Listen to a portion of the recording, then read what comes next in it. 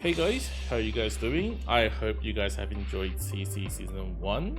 Personally, I've enjoyed it quite a bit. I've cleared Risk 26 myself, even though I really wanted to clear Risk 27 like a lot of other people. But sadly, I just wasn't a big enough of a whale for me to get all the DPs, like all the potentials I needed, and hence decreased the DP for me to actually even play the stage on Risk 27. So that's that. I still quite enjoyed it. I hope you guys all cleared Risk 18 and claim all the reward and grab whatever you want. Either it's the Vanguard Trust for either your bagpipe or your siege, or you could have grabbed that obviously Manticore costume. I believe everyone wanted that. So that's it for CC pretty much, and hence they've announced another event that is coming this Wednesday 26th, and it will be the Granny event rerun.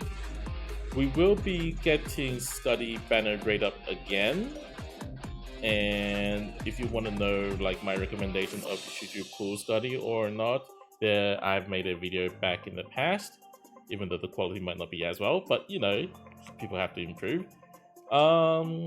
So we will not be getting original primes for clearing the stage again, by the way, if you've cleared the stages once before, so beware of that. We are getting costume reruns, furniture reruns, and all that stuff again, but also, this time around, we have the Beeswax and Chiave banner, the double 5-star banner that should have appeared in CC Season 2, but Yoastar decided to bring it forward, which I will be fine.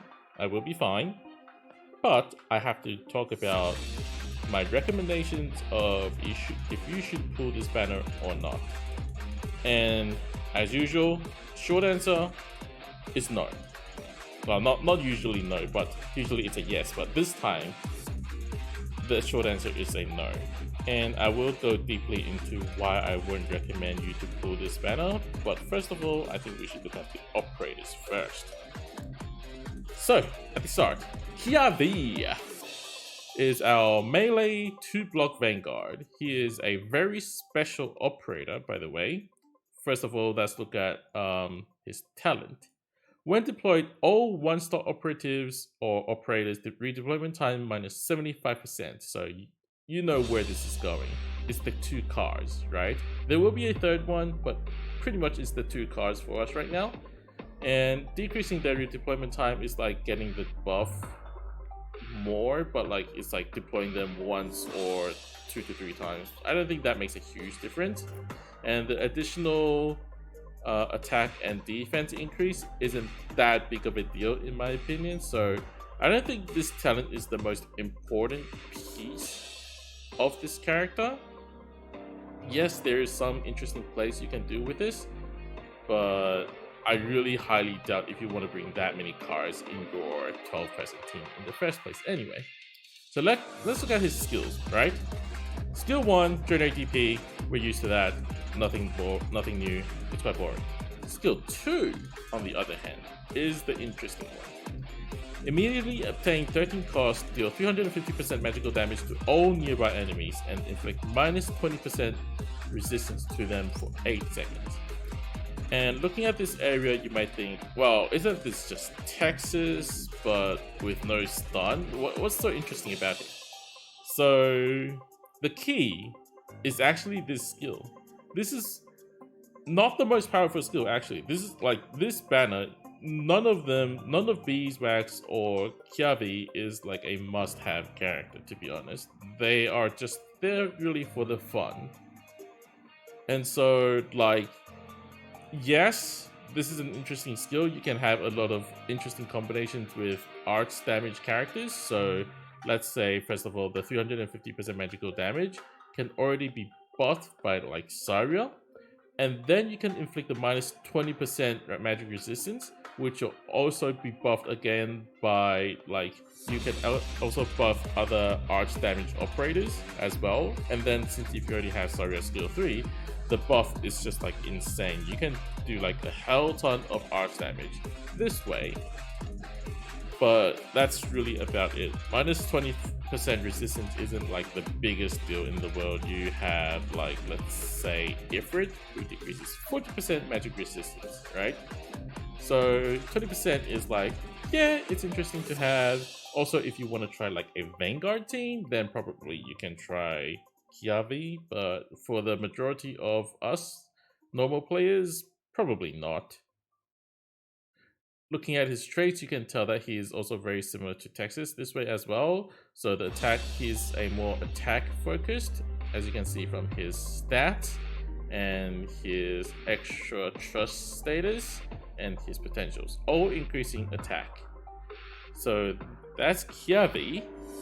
Now next, let's talk about the more interesting one, Beeswax. First of all, waifu. If you think that, if you like her, you can go ahead and pull her. I will not stop you for that. But Beeswax is actually a very interesting operator at the start, right? When she first came out in CN, everyone really liked her. Her skill is very unique and nothing we've ever seen before. So first of all, let's look at her traits. So she doesn't attack unless she has a skill activated, right? When her skill is activated, she will deal arts damage to all enemies around in a range. So she's similar to Angelina's skill 2 and 3 in that sense, but she is true AoE, and her skills are also very interesting. Now first, look at the talent. When skill is not active, recover HP. That's pretty normal, that's fine. Skill 1. Increase attack range. Yay, you get a huge AoE damage, but only once in 18 seconds. And it lasts for 20 seconds. You might think, well, that's just an AoE damage. A really huge one. And you'd be correct. That's just a really huge AoE damage with like over 800 base attack power, 900 attack power, but that's really about it, right? Her skill 2, on the other hand, is the really interesting one. So, it only costs 20 SP, so yes, 20-second cooldown. The duration is also 20 seconds. Be informed that the moment she drops her skill, I'm pretty sure she starts recharging it again, right? Her skill is that she summons an obelisk that can block enemies in a melee tower within attack range. When appearing, it will deal 300% magic damage, arts damage to nearby enemies and stun them for 3 seconds. In this time, she is also doing AoE damage in this area as well. And you might think, oh, so how long does it stop? Is it 20 seconds? No, it has a health bar. How big is the health bar? At E2, the obelisk she summoned has 5,000 HP. And it has over 500 defense and 10 resistance. This is pretty much a Hoshi that you can just drop on the field once every 20 seconds. This is so special that we don't really have another kind until later on when Chapter 8 releases the limited banner. Then that's another story. But for now, right, for us right now, this is so unique that you don't have other operator that can replace her. This is a very interesting skill. Except for 2 parts. First of all, not really needed. She's fun, she's interesting, sometimes she can be helpful, but she's not like necessary for like this specific way. Like you can just put down a Hoshi if you must, most of the time, and you'll be fine. And Hoshi can be healed, this summon can't be healed. Second of all is that in the future, we will be getting this special limited operator called Rosemary. I think her original name was Rosemary, but they changed it to Rosmontis. But either ways, a new limited 6-star operator that has pretty much the same ability, except that she can summon 2 blocks at the same time. And so, you know, kind of power creep, but then that skill has a longer cooldown anyway. It's really hard to say like if this is really the worthy skill to be putting on just for this character. Like I haven't seen any stages that must require her for a certain strategy to clear. Like, it's just not here yet. Maybe there will be in the future, but don't forget this is a normal operator. She will be going into 5-star banners. She will be going into normal banners in the future anyway, as a 5-star, and maybe you'll just get her off banner in the future anyway. So that's the kind of the main reason, one of the main reasons that I don't recommend pulling this banner. The second reason is please open your calendar, right? You will see that when this event launches on actually Thursday, on Thursday of this week, and then it will last for roughly 2 weeks and ending on the 10th of December. Then we will be getting the Phantom event, which will last roughly 4 weeks. So 17th, 24th, 31st, and then 7th of January. By first anniversary, we are getting Chapter 7, hopefully. I think that's like, they seem to be very desperate to be releasing Chapter 7 to enhance the limited banner on first anniversary, like how CN did. That's why they're pulling all these events and all these stuff early instead of later. We can talk about that in another day, but like from what I can see, they are really desperate that they want to bring out the limited banner on the anniversary of the game, and hence after the Phantom event we'll be getting Chapter 7. And by the way, Phantom is the Phantom banner is really important. You want to pull that banner not only for Phantom himself but also for Shamir, and then we have to pull the limited banner as well. And do you really want to spend all your saved or randoms and your pull tickets on a double 5-star banner right now instead of keep waiting like how you've always been? I believe the majority of us have been saving, and yeah, that's really the reason. Second reason why I don't recommend the majority of us to pull this banner. They're not irreplaceable. They are going into the normal banner anyway, and you'll be pulling a lot of the limited banners when W comes around, and maybe you just get them off banner anyway, so on and so forth. It's just not really recommended. So I think that's the end of the video. Thank you for watching.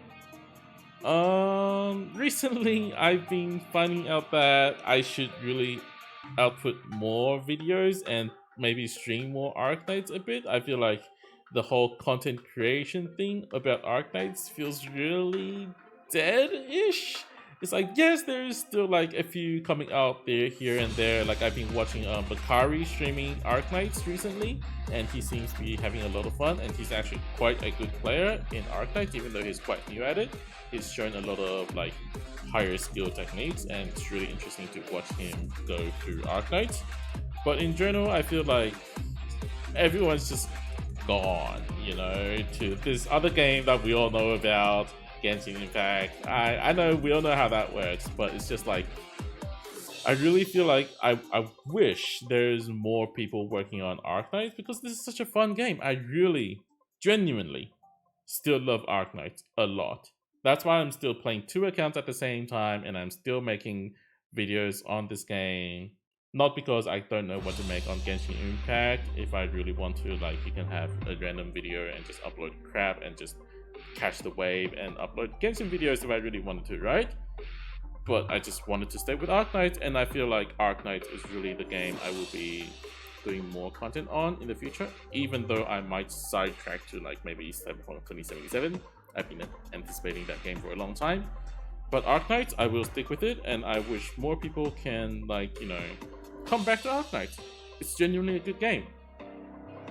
That's just my personal opinion, and I probably shouldn't even talk about that much because people will hate me for saying that, I guess, but that's just how it is. I'll see you guys in the next video. Bye!